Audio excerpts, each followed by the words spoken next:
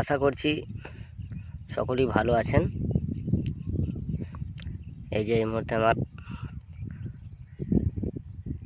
ছাগলগুলিকে আমি মাঠে গেজিং করাতে নিয়ে এসেছি। দেখুন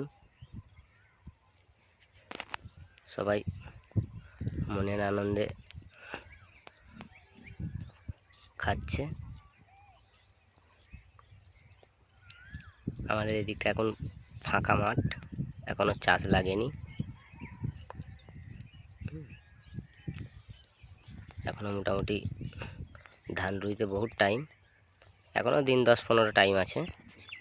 তো এখন এই যে ধানের সব ছোট ছোট চারা, ধানের পেঁকি যেগুলোকে আমরা বলি, ধানের পেঁকি, এই পেঁকিগুলো এই যে সব খাচ্ছে। ওই যে আমার টাইগার পিওর তোতাপুরি, ওটা অরিজিনাল ব্রিড, ওটা আমার ব্রিডার আর কি। এই যে আমার একটা ক্রস ব্রিডের ছাগল, মানে